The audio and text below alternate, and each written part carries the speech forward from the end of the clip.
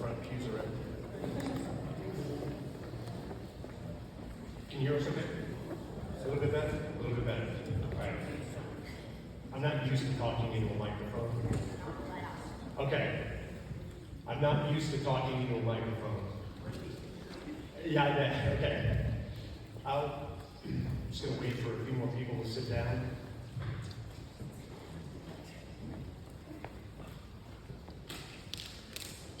All right, well, good evening, everyone.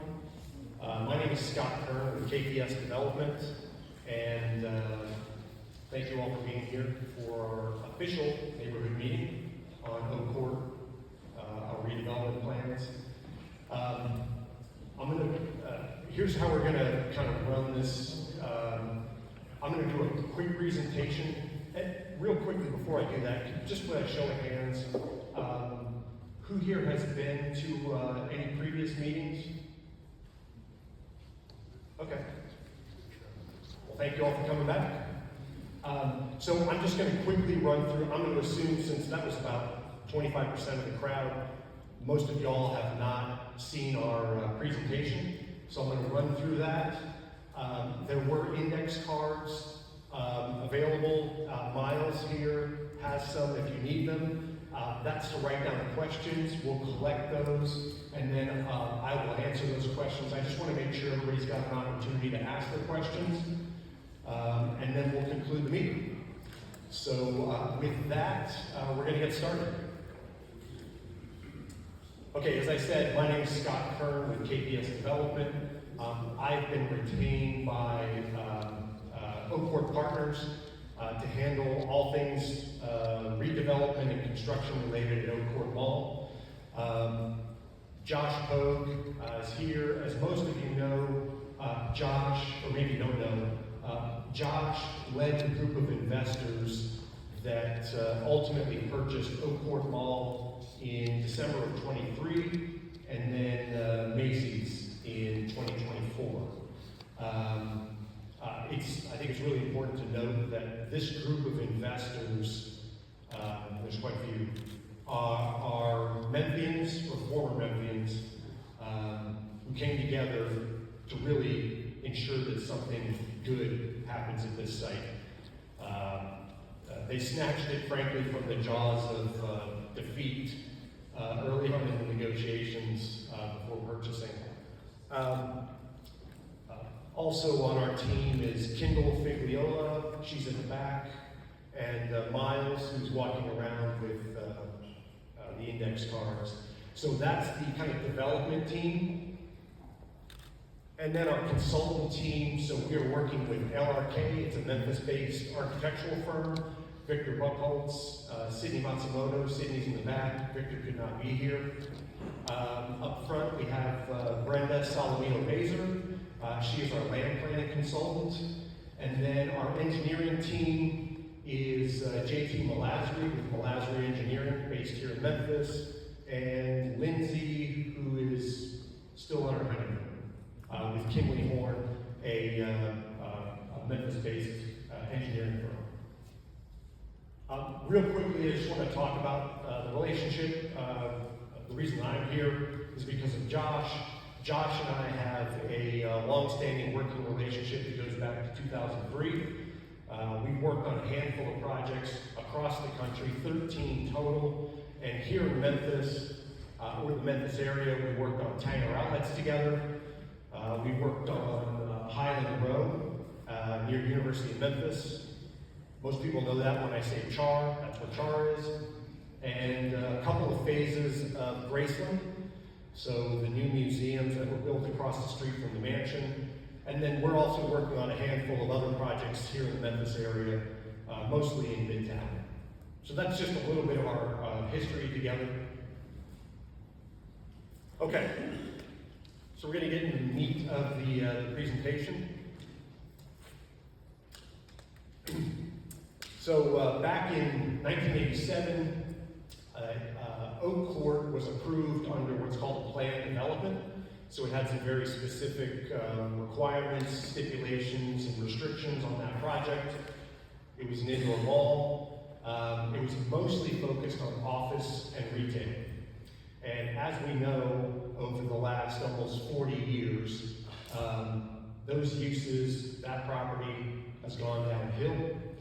And so that's why we're here tonight.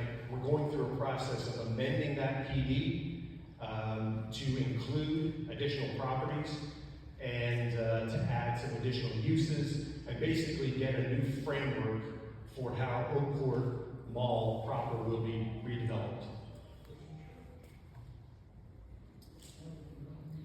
All right, so the components of a plan development, firstly, is an outline plan. So basically, what that stipulates is where the buildings go, where the streets go, where the access points are, that sort of thing. Then there's bulk regulations, so that has to do with landscaping, square footages, and heights, and setbacks, and that sort of thing. And lastly, conditions of approval. So that's what most of you, if you're familiar with the application that was submitted on April 30th, that's what we submitted. We submitted those bulk regulations, we submitted the outline plans that I'm sure most of you have seen in the newspaper, but it's the 2 images down towards the end. So what that does is it sets a framework. This is not a final plan, it just sets a framework for where the buildings go, etc. So what has changed, or what we're changing, is we're amending those conditions. We're also incorporating Macy's, the former Goldsmith's property, into the PD. It was not included in the original PD, and we're also excluding a few properties. Firstly is Dillard's, as well as the First Horizon office building, which is at the southwest corner of Oak Court Drive and Poplar. So we're basically going to incorporate the properties that need to be incorporated and excluding properties that don't need to be incorporated. So essentially what that's going to do is what we've asked for in the application is, once approved, this would give us 10 years in order to actually move forward with final plans, which we then have to submit to the city, to Department of Planning and Development for review. That's when we say, this building, which is an orange block there, is actually going to be 22,500 square feet. It's going to have X amount of stories. These are the uses. So that plan gets submitted to the Department of Planning and Development based on this outline plan that's been put together. So this is the roadmap. So one of the other things that we've done is we submitted 2 plans that gives us the ability to change where some of those buildings go and to adjust to market conditions. As we all know, after the recession, the Great Recession, it changed the face of retail. Again, in 2020, COVID changed the face of retail and commercial development. Office was falling out of favor. We had more online. So this gives us the ability to adapt to a new landscape in the next 5 to 10 years. And then lastly, what this does is it effectively locks in these planning conditions regardless of whether or not the zoning that really controls this area, this Poplar corridor in East Memphis, it locks that in and ensures that these conditions which get approved stay, because zoning changes. So now we're going to get into the meat of it. I'm going to turn to the side so I don't have to keep turning, if that's all right. All right, so the proposed changes that we're incorporating into this plan is adding multifamily in the form of large home multifamily, townhouses, and apartments. And that's either for rent or for sale, like condominium. We're adding in as a by right use senior and assisted living. So really what we've talked about in a lot of our past meetings is, if you think of senior living like Opus, which just opened off of Cherry Road, more of a continuum of care, neighborhood arts center, off-site parking for places of worship. We have a long-standing relationship with Christ Church. On Sundays, they utilize the parking. We just want to codify that. The addition of hotel and convention center. One of the things that we got a lot of feedback on during the meetings that we held in October, the informal meetings that we held in October and in April was the desire for hotel in this area. Retail sales outdoor. A lot of retailers now, if you think like L.L. Bean and some of the other retailers, a lot of times they'll do sales on the outside of the building. They sell kayaks and things like that. So we just want to make sure that we're keeping that opportunity open for future retailers. Automotive sales and associated service for premium brands. This is a showroom only. So think Tesla, Rivian, Lucid. They have all entered into the retail space with high-end showrooms. This does not mean that there will be an auto sales lot here. It's not what we're intending. So we just want to make sure that's clear. We did write that clearly into the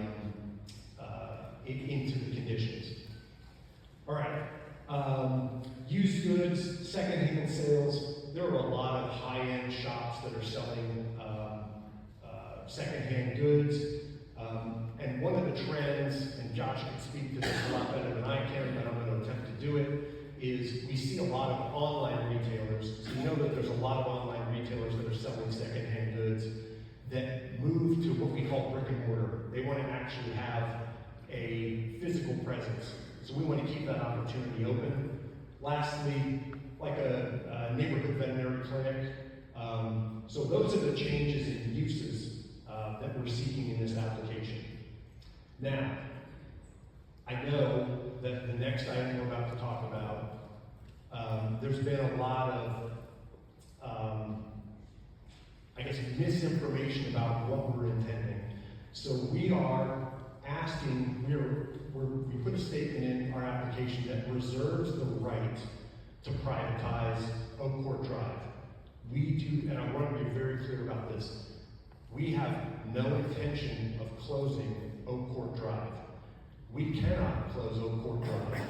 Oak Court Drive services not only our property, and you can see by the plans, we are relying on access from Oak Court Drive, but that Oak Court Drive also provides access for Dillard's, which owns their building, and First Horizon, which owns their building on the corner. It is an integral part of the project. It's an integral element of access. Now, I was scratching my head why people thought that we were closing it. In the application, we said we reserve the right to close and or privatize. Our understanding from the city is that close is a procedural closure, which basically the city then gives the right of way back to us. It is not a physical closure. So I want to be very clear. We have no intention and had no intention of closing Oak Court Drive. So I hope that that clears up a lot of concern and doubt that has been circulating around in the various neighborhoods. The other element to this that I want to point out is that this privatization, this sentence, really doesn't mean anything other than we're just notifying the city that at some time in the future, we may go through this entire public process, which is going to the Department of Planning and Development, holding a neighborhood meeting, going to Land Use Control Board, and ultimately to the City Council. That's what it would take to privatize Oak Court Drive. That is a whole new process, just like the process we're currently going through now. It was really a statement of, hey, we're going to bookmark this. We may talk to you about it later. And the last two, parking and loading spaces shall be in accordance with the zoning ordinance, Unified Development Code. That's a lot of words to basically say with a mix of uses, we want to utilize the ability to share parking. So when a hotel is full, the retail is empty and the office is empty. When the multifamily is full, the retail and the office are empty. When the office and retail are full, the hotel and the multifamily is not using much of that parking. So it's really an idea of sharing that parking, so we're not over parking this property with parking garages and surface parking. And then lastly, a maximum building height of 20 stories or 240 feet.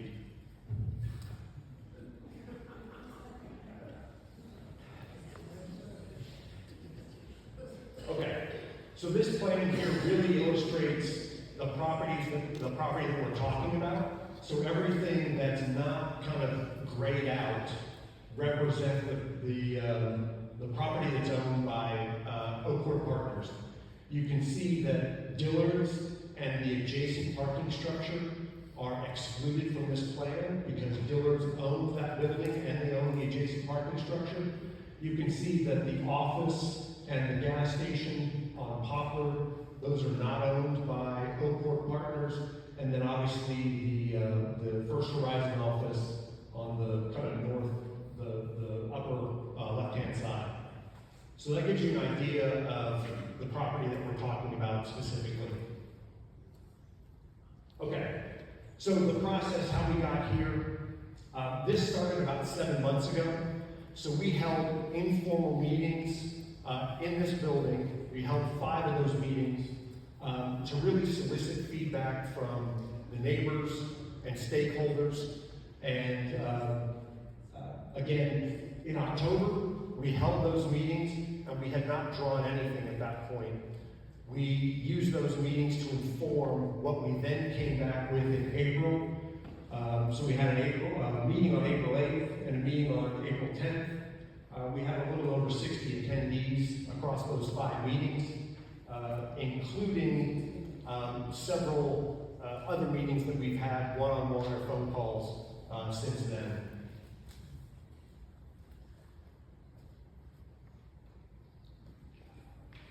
So we took that information, and the next couple of slides are going to highlight the concerns that were brought up. Actually, not necessarily, there are some concerns, but things that folks wanted to see happen at Oakport. The first was a truly mixed-use project. And I know that that's a vernacular that us developers like to throw around a lot, but essentially what that means is this is a mix of retail, hotel, multifamily, for sale housing, for rent, office. So it's putting all these uses on one campus to truly create a 24/7 project site. Residential. There was a lot of discussion about, in fact, one woman that we spoke with, she used the term aging in place.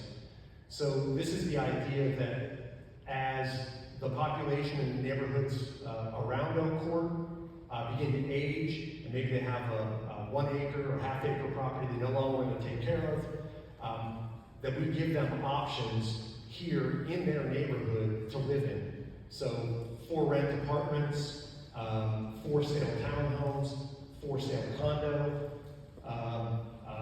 independent living, a la Opus off Cherry Road. Sophisticated. There was a lot of talk about this needs to be a Class A property. And the way that we have designed this site plan, you know, it's funny, we talk about this a lot, and we had a lot of internal meetings in addition to these informal meetings that we held.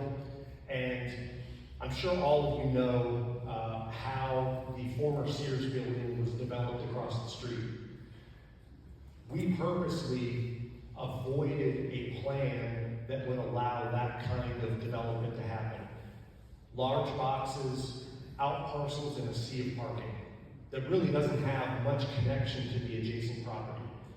So I would say that we've done the harder thing and not the easier thing. The easier thing would to throw in those boxes and do a bunch of out parcels, but this group that bought Oakport and Macy's didn't want to go that direction. Safety. Obviously, safety was top of mind for a lot of folks that we talked to. So I think we're addressing that in a couple different ways. One, I can tell you practically how we've addressed it since the new management company took over management of the property. So, and I know I'm going to get these statistics wrong, but I think year over year, so the year prior to us managing it, there was 254 or 225 incidents reported at Oakport Mall. Since taking over management, we've adjusted where security is on the property. We have been working with off-duty Memphis police officers. That number has dropped to, for the same time frame since we took over, has dropped to about 25 incidences. So it's dropped about 90%.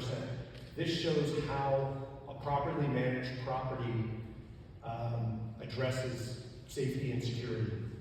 Secondly, as an outdoor center and a 24/7 property where you've got people who live there that are there for 24 hours a day, 7 days a week, it's going to put more eyeballs on the street. It's going to make people more aware that this is not a target-rich environment for crime. And then lastly, lighting. We've done countless centers together over the years. Lighting is essential. Not creating dark areas, having proper lighting in parking areas, having enhanced lighting throughout the property. Walkable. It's an outdoor mixed-use development. Wide sidewalks, lots of landscaping. That's our goal, is to make this a place where people want to hang out, spend time, and feel comfortable. Gathering space. All the projects that Josh and I have worked on in the past, and all the great projects around the country, always have some sort of great outdoor green space. For programming of events are the heart and soul of any of these mixed-use developments. It's a place for the public to gather. It's a place to bring your dog, bring your kids. These are key and crucial to any successful development. And not a lot of outdoor space at the current mall. Outdoor dining. I always joke that for like the 2 weeks in Memphis where outdoor dining is comfortable, we always flock to those patios. But this will have, the intent here is that however much retail this project ends up with, that a large portion of that will be devoted to food and beverage. Sit-down restaurants, fast casual. Outdoor patios are a critical piece of any restaurant's success. Okay, so with that, sorry if y'all can't see that very well, but we did ask them to turn down the lights. So this is the first plan that we've come up with. I can't even use the pointer, but the orange buildings, they represent building footprints. So anywhere you see an orange building footprint, it will likely have ground floor retail. So this plan has about 175,000 to 180,000 square foot of ground floor retail. Based on the current market conditions and what we think will be happening in the next 5 or so years, that will likely be 50% of that ground floor retail will be restaurants, food and beverage. That's the one thing that Amazon can't compete with us on. They can't create great outdoor dining, great restaurants. So all of those orange buildings could have any of the number of uses above them that we talked about. They could have condo above them, they could have a hotel above them, they could have apartments above them, senior living, independent living above them. It might be hard to see, but you can see that the buildings are in 2 rows that kind of march along together. Down the middle of that is a main street with head-in parking. In this plan, obviously Dillard stays. They are a key anchor to this retail, the ground floor retail. The parking structure stays, the office stays. We are confident that when this development is done and done well, that office will flourish, and the office around it will flourish. Offices do great when you can walk out the front door, take a business meeting at a local restaurant you don't have to get in your car for. It does great when you can fly in a client and they can stay at a hotel on the property. Hotel and office really bring up restaurant sales. They make a big impact on restaurant sales. And then on the 3 acres on the west side of Oak Drive, we are proposing 4 sale townhomes. Those townhomes would be subject to an HOA. They would be for sale. They would be enclosed with gated access, which we think will create one, it's in the spirit of the original green space there. It creates a buffer between the neighborhood and Oak Court. It's good planning, good design to create an edge there. It adds more housing options. This would be one of our for sale housing options. It would alleviate that area from being maybe an area where crime can happen, which we know has happened in the past. And lastly, as I know we've talked about, there have been drainage issues there that we're aware of. And we think that this component of the development will address that and alleviate it. The other plan, so this is the second alternative plan. The only difference on this plan is we changed what's kind of happening on the east end, but this plan contemplates what happens if the office market in this particular area or in East Memphis starts to fall apart. What if the office is no longer viable? So we had to look, that office and the adjoining parking structure constitute about 5 acres of this property, so a little less than 20%. So this is really the contingency plan. If the office is no longer feasible, we had to look at what do we do with that land. So that's really the major difference on this plan from the previous plan.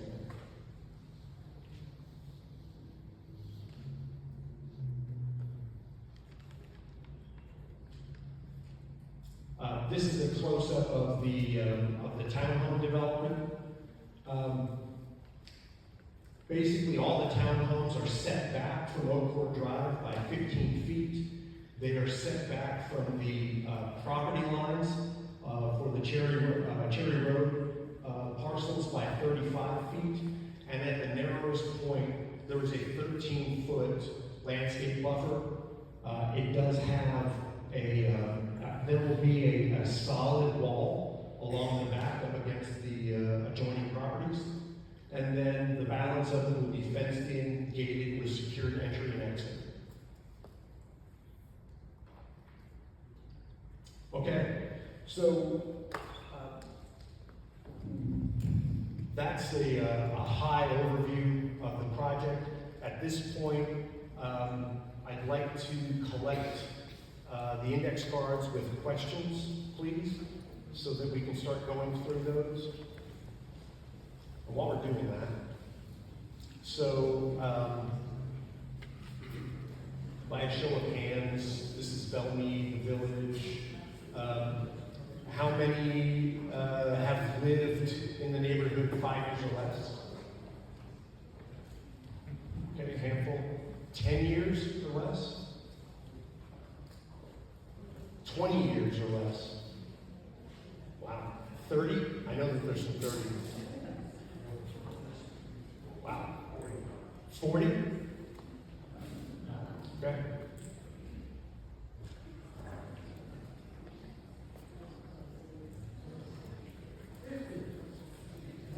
All right, we're going to do our best to get through these questions. I'm sure there's probably going to be some duplicates. Oh boy, somebody wrote a cursive. This is a really good question. Why privatize Oak Court Drive? What would be the purpose? So privatizing Oak Court Drive gives us control over Oak Court Drive rather than having to go to the city and ask for whether we want to do an enhanced median. I'm sure everybody's familiar with all the new improvements that just happened on Ridgeway. If we want to enhance the median to make it more in line with the rest of the development, if we want to widen or narrow lanes, if we want to add traffic calming, as in raised crosswalks at key areas to connect to the adjacent properties, it just gives us the ability to do what we want with Oak Court Drive. And again, you know, keeping it open, but we want to have control of it. Right now, I think we pay a good deal of the maintenance and electricity for that median and for the So that's a good question.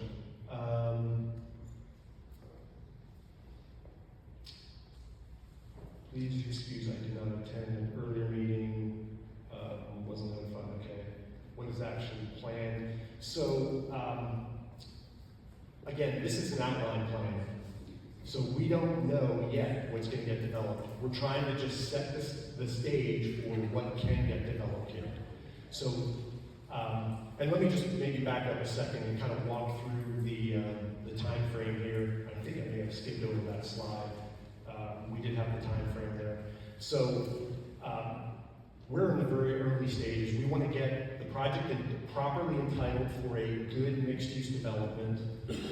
Then the next step is, once we get those approvals done, is getting the site prepared for development. So our intent is to start knocking down Macy's as soon as possible. And then once the mall is vacated, we'll start knocking down the mall to get this site ready for development. And a lot of this depends on market conditions.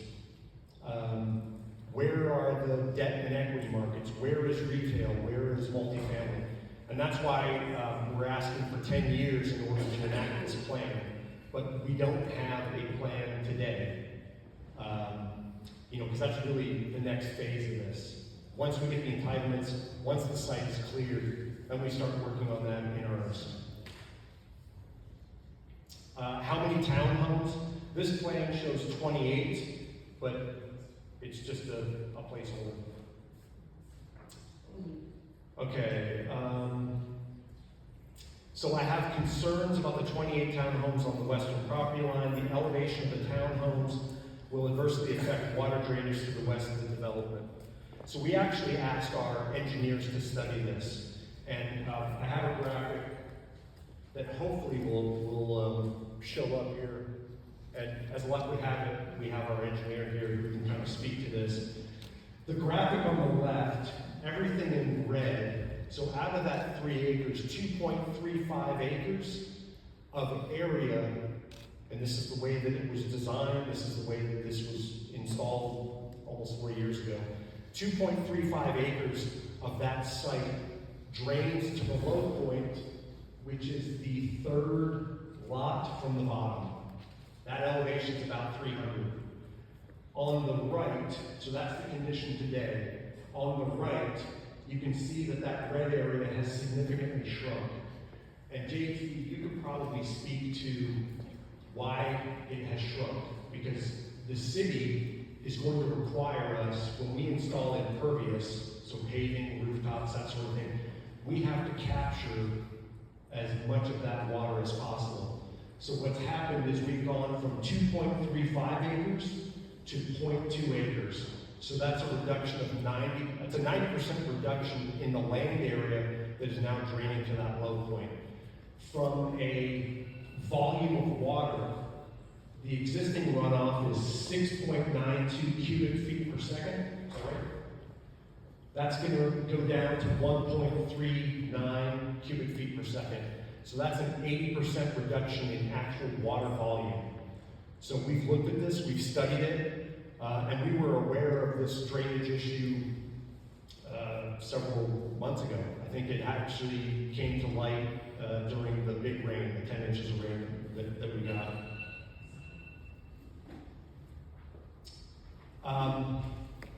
How come the Cherry Road residents were not notified about the 5 previous meetings? So we did our best.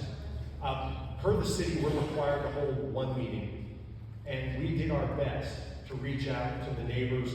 In fact, 5 out of the 19 residents or 18 residents on Cherry Road in the village did receive emails. We didn't have a good showing the first time, so we reached out to ProTech, the security company. We got 261 emails from them and sent out another batch of emails for our April meeting. We genuinely tried to reach out to folks, to invite them to those informal meetings. If you have no intention to close Oak Court Drive, then why reserve the right? So we're reserving the right to privatize, not close. Just one.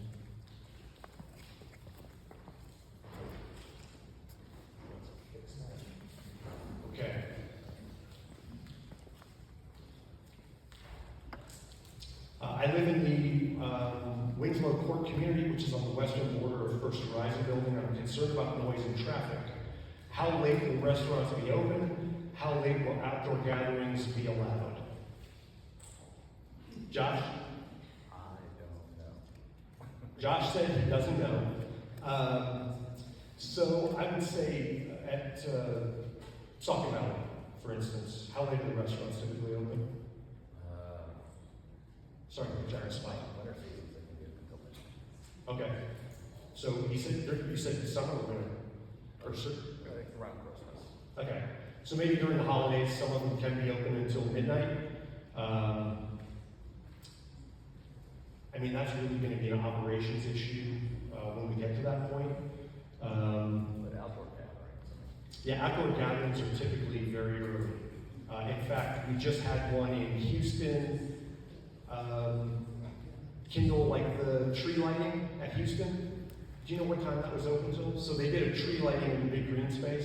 I think they closed it down around 10. Okay. Yeah. And we would just follow city ordinance. Okay. Ooh, this is a good one. This is from Bell Meeting. What is the expected phasing and delivery? We don't know what the phasing would be. So if everything happened sequentially from today, the site would be cleared by the end of next year. We would be starting to do drawings. That would probably take about 12 months to do drawings.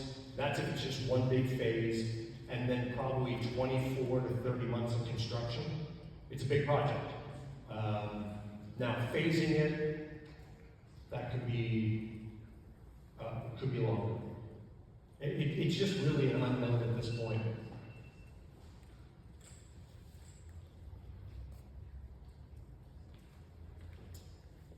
In Plan 2, is an additional approval required from the city to build a 20-story apartment building? No, this would give, this plan, both plans, Plan 1 and Plan 2, are part of this application. Drainage, how will we address that? I think I addressed that question. The land behind Walgreens is scheduled to be apartments. Won't this saturate the area? The type of apartments here, trying to think of a good analog, we typically think about the Landing downtown, the Landing in the Oliver, and Thornwood in Germantown. I think just based on the land basis and the price of the land and the price of construction, those apartments are going to have to be high-end. I mean, it's just reality. This is not going to be, middle of the road apartments. At least I don't think that you all would sell to a middle of the road because they can't pay for the land as a developer. So that's really going to come down to a market study. I think the distinction, saturating the area, I think the distinction is between a higher end product that's targeted towards perhaps empty nesters. That's what Thornwood does.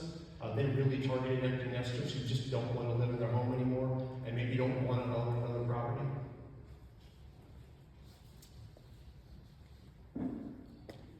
The high-rise apartments, condominiums are allowed to be built. What's the developer's plan for water abatement where rainwater falls goes without rolling downhill and flooding Cherry Road? So I think that's specific to the townhome proposed area. I think we've addressed how we're going to mitigate that drainage. So where's the rest of the drainage? Like, where's the mall drain right now? Oh, the mall drains there's a lot of storm drainage. I think it drains to the south of the site towards the railroad. How many stories on the hotel do you really expect to build? It's a good question.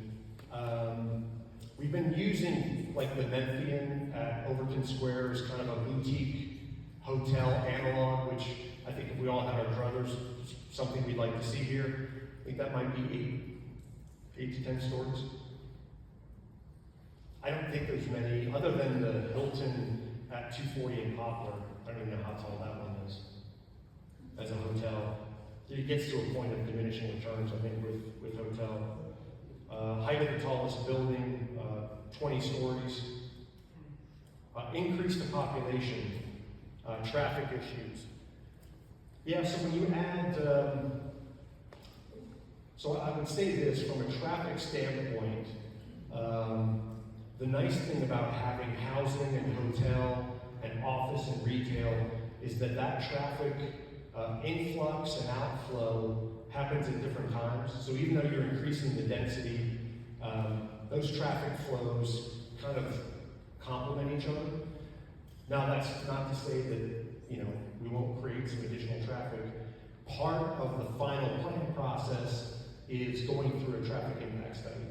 So that's for the final plan process when we come back and say, we're gonna do 600 apartments, 150,000 square feet of retail, et cetera, et cetera. At this point, it's too vague to be able to address that, but we will once the final plan gets submitted.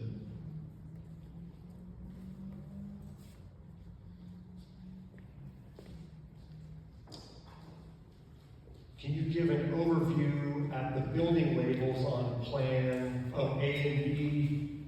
Let me see. Oh, so you're talking about the letters on the buildings? This was really just for us to identify square footages, so there's a key that's off the page here. Again, all of these buildings could be any mix of what we talked about. Any of them could have ground floor retail. We don't have a specific designation, A, B, C, or D for hotel. It's working through a plan when we get to that point to work with a hotel developer. Where do we think that's best? Where do they have best access to parking? Where's the best visibility? That sort of thing. So the A, B, C, A through G designations really don't have any meaning other than building A, the footprint is 30,250 square feet. I just made that number up, but that's really what that designation is for. Can you address building height and mass and density on site plans? So I will say this is that one of the reasons for the building height is on the south edge of the site facing Audubon Park. That would be the ideal place for a condominium building that takes advantages of those beautiful views. That's what makes the landing downtown so great, is that they've got these unencumbered views of the Mississippi. And that's really where, if we had to pick it today, that's where it would make the most logical sense. Where is 20-story building? Yeah, we don't have a location, but I think based on what I just said, if we had, put a dart on there now, that would be the ideal place and the ideal use for that. Where? On the south side of the site, so parallel with the railroad tracks. Because that would be the best unencumbered view of Audubon Park. Running east or west, here. Further west? East of Oak Court Drive. Yeah, east of Oak Court Drive. But inside that plot, how far is in that plot? So see where it says building C? No. Okay. So the orange building closest to the bottom and left. It's really hard to say it's going to be that building or that building. So all the orange buildings at the bottom of the page that are parallel with the railroad tracks, that would be the likely location. But again, we haven't put together a plan yet, a final plan. What about original restrictions to the developer? The burn was a major reason for neighbors agreeing to Oak Court Mall. It is a good question. That was a plan from 40 years ago. We feel that things were different then, and we think that this is good design. And we think that it can address a handful of issues that have been raised either through one-on-one communication with individuals in the neighborhood or what we heard from some of our informal meetings, safety and security, by creating essentially a secured buffer, by addressing the drainage issues, by providing additional housing. And you know, that's, we think it's good design to have that type of housing option available. This is another one about the 20-story building.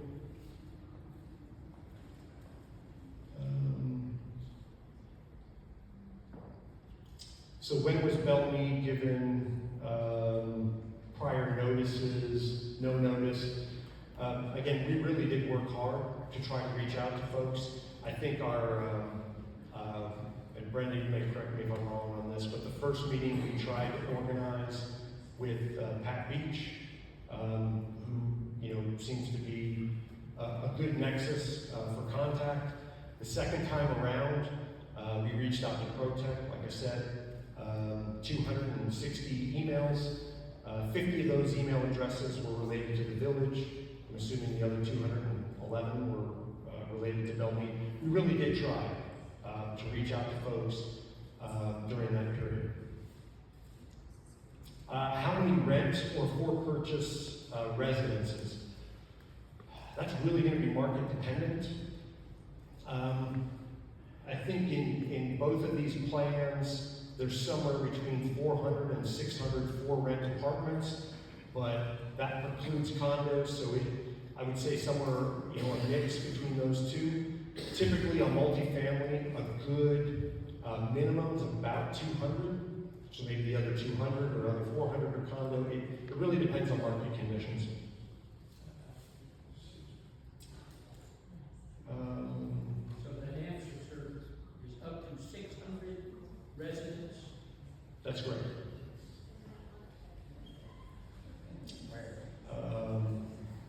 On top of any of those orange footprints, there can be any type of residential use there. Any plans to widen Southern? No. Any plans to reduce the noise of the railroad? Well, I wish. I'll tell you what, if there's a 20-story condo building in front of that railroad, I think that'll put a damper on it. But, you know, I know that, I mean, honestly, there's I wish there was something we could do about the train noise. What pressure will be put on Poplar from a traffic standpoint? That we won't know until a traffic impact study is done, and that we won't do until we have a final plan to submit to the city. All right, point out on plan the location of the 20-story building. We really don't have a location. How tall was the tallest building in your slides? I mean, we didn't really have any heights on any of these buildings on any of the slides. What other projects are you doing now? My company, we're working on a small multifamily project in Crosstown. We're working, obviously, on this project. We're working on something for the CRA. It's the rehabilitation of an old historic pre-Civil War church. And there's a handful of other things that we're pursuing here in town. White Station Town, large amount of parking, where will the cars park? So this really gets to a density question. If there's high density or a 20-story building, that's going to require a large amount of parking. Really, the density of this plan is ultimately going to be restricted by how much parking we can actually provide here. There's not an infinite number of amount of parking that we can provide. Parking is extraordinarily expensive. It all have to be structured parking, which is about $40,000 a space, compared to surface parking, which is about $4,000 a space. So I know that there's concern about this being a high density project. It's really going to be restricted by the availability of parking. Can you address building height and massing density on site plans? Again, this is really just an outline plan that seeks to show where buildings can go. So we're looking at traffic like Clark Tower or Crescent Center. We don't know yet until we do a traffic impact study. What is the plan for the Grove Park entrance? Any protection from fully closing off Oak Court Drive? Well, if our intent was to fully close off Oak Court Drive, which it is not, but if it was, yes, the protection is that we have to go back through this whole process just to even privatize it, just to get the city to give us back the right of way. Why do you see building height as tall as Clark Tower? I think Clark Tower was 370 or maybe closer to 400 feet. Do you seek to have restaurants or bars open late? I think the bars, I mean, it depends on the use. I mean, we're really not addressing that in this plan. I think that's really going to be, again, market driven, the types of restaurants that we're bringing here. Plans to ease elevated traffic on all major roads. That will be a product of that traffic impact study. So, you know, potentially lane widening or adjusting timing on signals, that sort of thing. Is this being developed under the Memphis 3.0 comprehensive plan? It is. Memphis 3.0 is really the driving philosophy for any new development in Memphis. The idea is to build up and not out. So yes, this does address that framework. What happens to the big what happens to the big marble ball fountain? That will be the subject of another neighborhood meeting. And if you all left your email address out there, I promise you'll be invited to it. Thank you for that. Who will be the developer owner? That's a good question. We would like to be the developer owners, but ultimately that's going to be a decision for the investors. Could a Tesla showroom become a Carvana? I don't think so. No. Could used sales be a pawn shop? No. We specifically struck out and excluded pawn shops. It's a good question, thank you. Okay, and from Brenda, they are regulated like liquor stores, so totally different.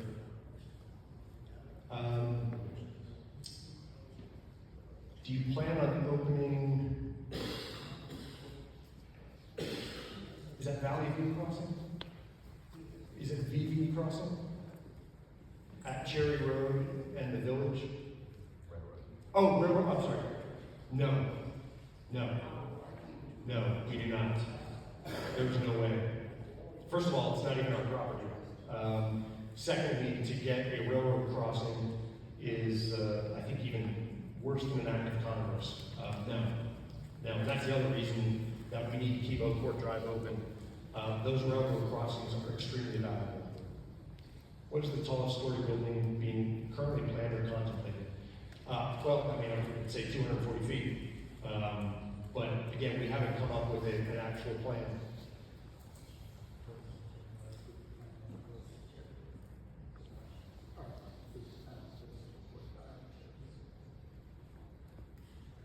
Do we plan on, no, we don't plan on closing Oak Court Drive. Approximate cost of the project, the range. We were just talking about this today. This plan here is probably a $250 million project. It's a pretty sizable project. Who will be the developer owner? I'm asked this. Do we get to talk? Well, we have the building until about 7 o'clock, and what I will do is let me get through these last two questions, and then, like I said, we have the church reserved until 7, and I will be here with a few other folks. If you all would like to come up and ask us some questions or give us some feedback. But before that, outdoor events are currently allowed till, so somebody looked this up. Outdoor events currently allowed till 11, restaurants and bars by city allowed until 3 a.m. Well, we typically, well, this is really an operations issue, but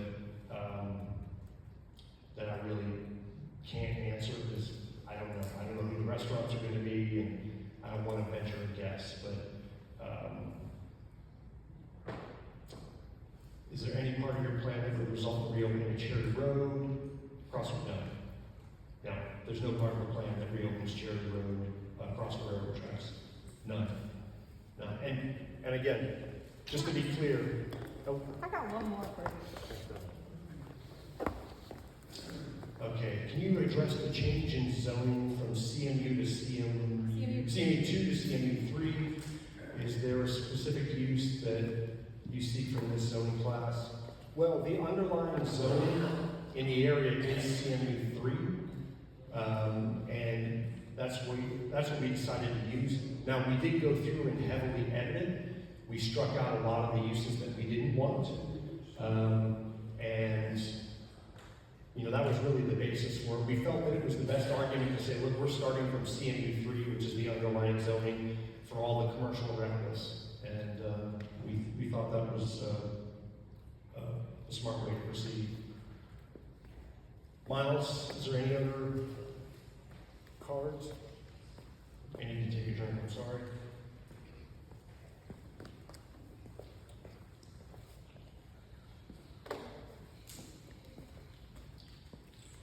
Oh, okay. Will there be any subsidies or rent assistance in the apartments? So it's interesting, in some of the early meetings, we got asked the question, surprisingly, whether or not there will be Section 8 housing here. The answer is no.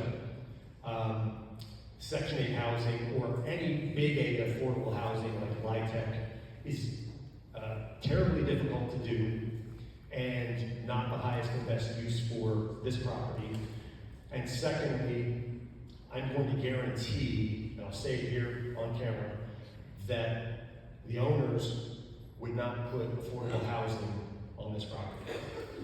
It's not the intent. Now, with that being said, if a subsidy is sought, sometimes there is a rider that goes along with a subsidy, like a pilot, that requires 20% of the units to be little a affordable. So what that means is 80% of the area median income. So what does that mean? What that means is that a 1-bedroom apartment goes for about $1,275 a month. A 2-bedroom apartment about $1,565 based on today's area median income. But we're not seeking subsidies today. We don't know if we will in the future, but that would be the only affordable component. And frankly, that's 80% AMI, that's teachers, students, sometimes students. Although when we opened Highland Row in 2015, we were nervous that we were going to have an influx of students there. I don't think we rented an apartment to a student. It was young professionals and empty nesters. And we were nervous about that being so close to the campus. The way students think about apartments is they think about it on a per room rental basis. So it's a great question, but no, there's no plans. We are not going to the edge board for a pilot at this point. It's too premature.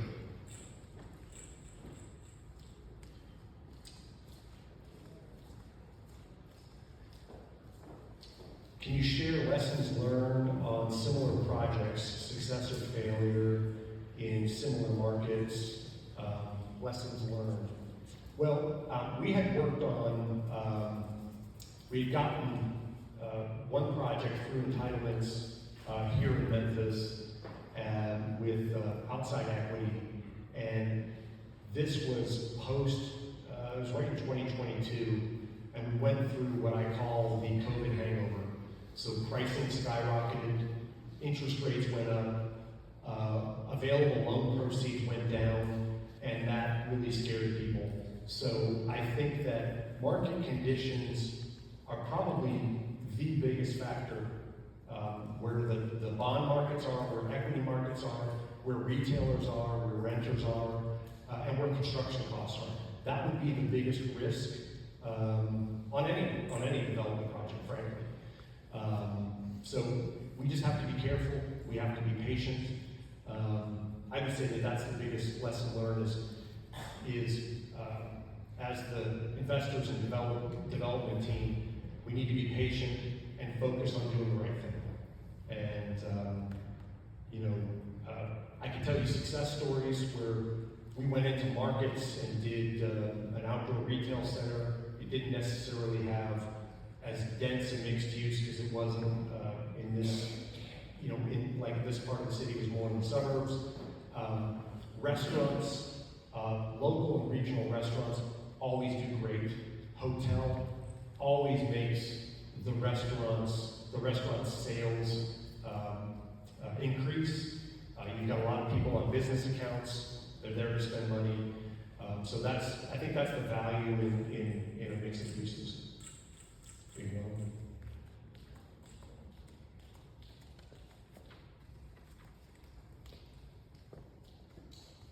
Can you address the viability of residential given the train noise? Are you proposing to mitigate train noise with locations, landscape berms?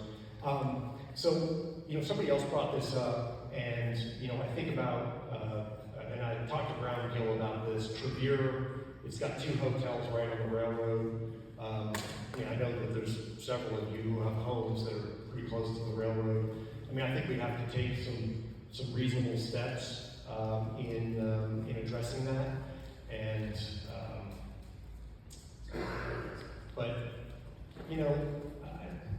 I think Memphians are pretty well acquainted with train noise. Can I comment on that? I've lived here my whole life in this area. The worst train noise are the horns at the intersection. Surely the train companies come up with a better way than 100-year-old tractors and slow horn. That's the biggest thing. The rumbling and the shaking that goes on, the loads they carry, just the horns, and that will be a problem. Yeah. I don't think you can do anything about it. Thank you. Highland Road property sat vacant for many years with blight before building started.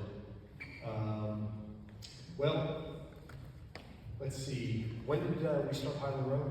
We bought it in 2007. GFC. So the property was purchased in 2007. Then the great financial recession happened. And there was a lot of properties. If you all remember, one deal was announced prior to the recession. And it took several years for that to actually happen. But it's a beautiful project. It's development done well. These are things that are largely beyond our control. I think that's really just what happens in these types of markets. Another COVID could happen, another housing bubble could happen, another recession could happen. That stops everything for the most part. And there's really nothing we can do about that, other than have a great plan in place that endures the test of time, like One Beal, like Highland Row. I will say that Highland Row, at the time, we underwrote rents that were very low. And when it opened, the demand was so high and so pent up that we were the second highest rents in the city of Memphis. Is that right? Yep.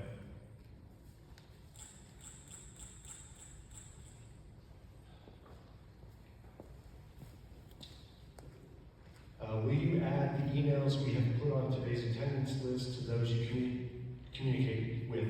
Will there be notice of any meetings with land use and city committees? So Land Use Control Board is June 12th. But yes, we will add that email, your email list to our list. That's the beauty of AI, is I took that email list, put it in, and all organized it into a spreadsheet. last name first, etc. So yes, we'd be happy to do that. Okay, what is the anticipated elevation of 3-story townhomes? I think at maximum height, with assuming a pitched roof, if it's not a flat roof, I think it's 45 feet. Does the development fit the C40 city? I'm not familiar with C40. Am I reading that wrong? No, that's correct. You're not familiar with the C40 city? Memphis is on track to be a C40 city. Okay. Sorry. It's hardly go up and not out. Okay, my apologies. Yeah, That's okay. my apologies. I have a lot of numbers and things rattling around in my head, and I missed that one. It's all right. But- I'll send you information on it. All right, thank you. Okay, were there any more index card questions? So let me, if I could, let me close this out and then you all can, Somebody left an umbrella when they were signing in, please see me. okay. I mean, I'd love to, if there's, I'm complimenting you, you did a lovely job of telling us absolutely nothing. you're very welcome. You're very welcome. All right, so that concludes our meeting. I would like to invite, if there's any questions, additional comments, feel free to come on up. And we're here for another about 15 minutes, and then we have to pack up and move on out. Thank you, great job. Thank you.